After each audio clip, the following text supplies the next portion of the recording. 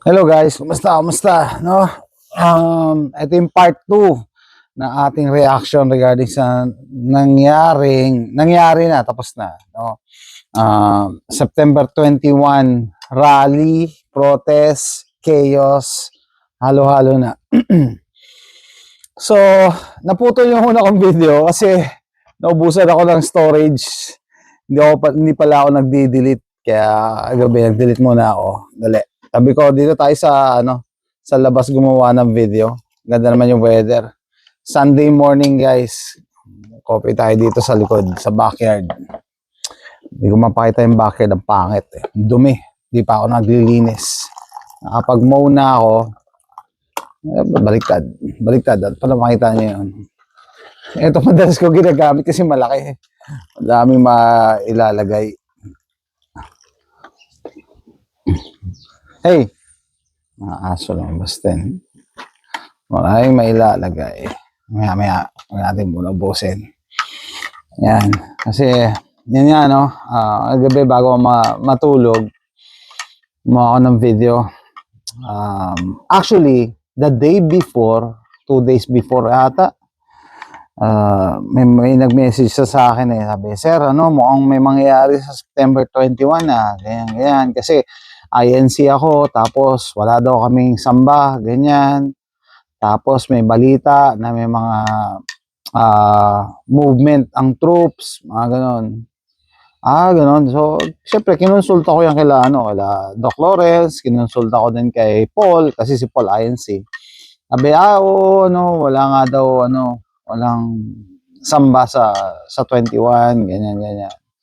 Pero, lang yan, ganyan, normal lang yan, yung mga movement of troops, tagal-tagal na yan na pinag-uusapan, panahon pa ni Cory. Anyway, pero siguro naman talaga may movement kasi nagpadala sila ng mga hindi naman siguro troops, mga PNP siguro, riot control, pinadala sa yung mga area kung saan, ang tawag doon, hotspots. Okay? So, nagdadalawang isip ako kahapon. Sabi ko, kaya gagawa ba ako ng video na warningan ko kayo na ganyan. Pero for some reason sabi ko, wala to, lang to. Mahina. Totoo naman kasi nung gabi, nung nag-start na, gabi dito, tanghali na dyan. And then I found out na iba-iba yung venue ng rally or protest. Meron sa EDSA, meron sa Campaginaldo ba? O nakalimutan ko saan kampo yun eh. Tapos meron sa Luneta, o tatlo ang venue. Tapos yung kaibigan ko si Jed, may message ako yung Senator Amy Marcos. Yung mga sa loobin ni Senator Amy. Nagtataka talaga ako dito kay Amy Marcos. I mean, okay, sige, sabihin mo na na tama siya. Sabihin mo na tama siya, pero parang tuloy tawag dito, na tumitibay tuloy yung conspiracy. Alam niyo ba may conspiracy theory dyan sa magkapatid na Marcos na parang siya yata yung umaasa na magiging frontliner para maging presidente nila si BBM yung paborito.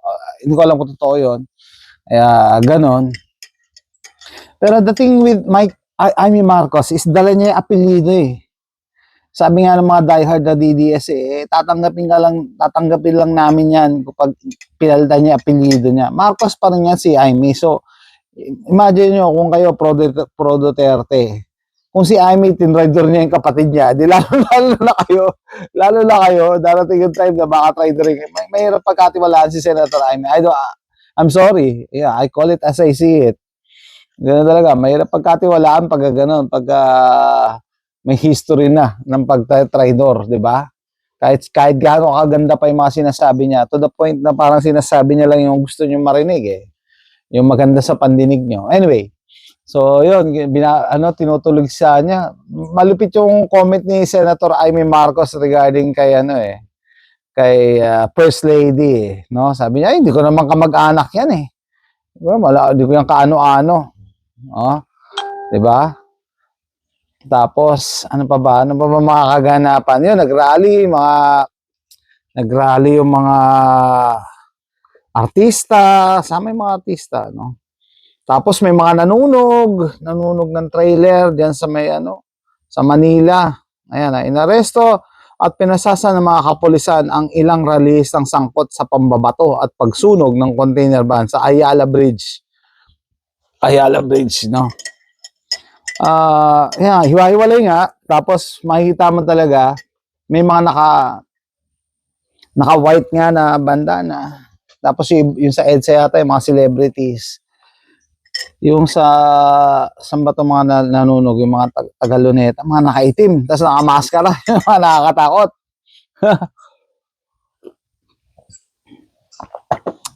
Sabi ko sa inyo, meron na tayo EDSA fatigue. Meron na tayo EDSA fatigue. Sawa na yung tao sa ganyan, rally-rally. No? I mean, madami umattend, congrats. No? That's how democracy works. Democracy yan eh. Kung gusto nila mag-rally, magpahayag, nasa loobin, yeah, okay lang yan. Pero sa tingin nyo nga, may magbabago ba sa corruption pagka nagbilad ka sa araw, nagsisigaw ka? Ito si Vice Ganda, pinagmumura niya yung mga ano. Pero maganda yung ginagawa nila. I support them, pero sa tingin ko, walang mangyayari. Sa history ng Pilipinas ba, may nakulong na ba dahil nangurakot? Sabi niyo, si Joseph Estrada.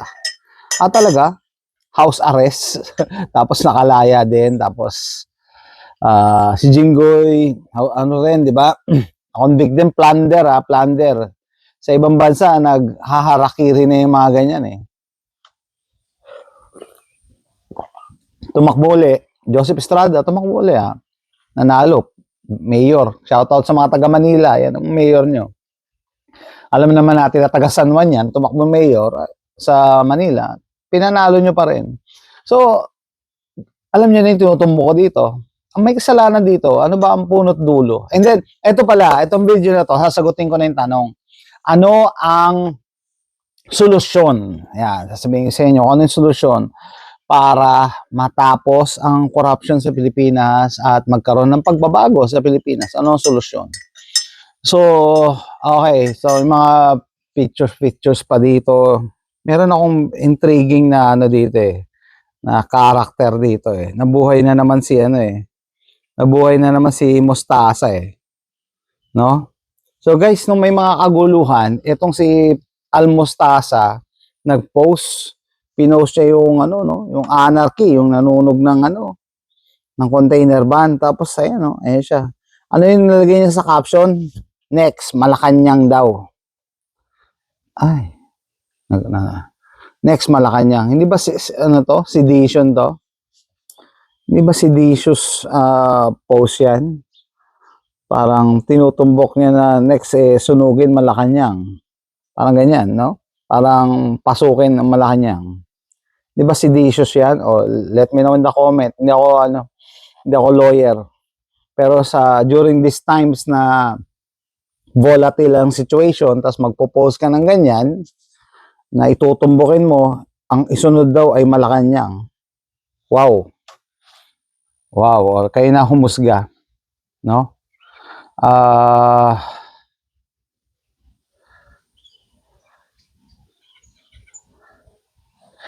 Okay.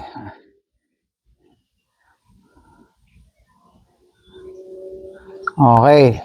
Tapos mayroon pang pinupush tong si Al Mustasa eh, na may nakita kong post, sinasabi niya, ang ano daw dyan, solusyon is ano, baliktad na tatsulok. Baliktad na tatsulok. So, ang pumasok sa isip ko dyan, revolution, pero tinanong ko may tinanong tayong lawyer, sabi niya, ano yan? Dictatorship of the proletariat. So, I mean, guys, alam niyo na ako sinong nagsasabi ng totoo. Naalala ko nung una, nung hindi nagpaparamdam to si Mustasa, na medyo na-alarm ako. Sabi ko, ano kaya nangyari dito?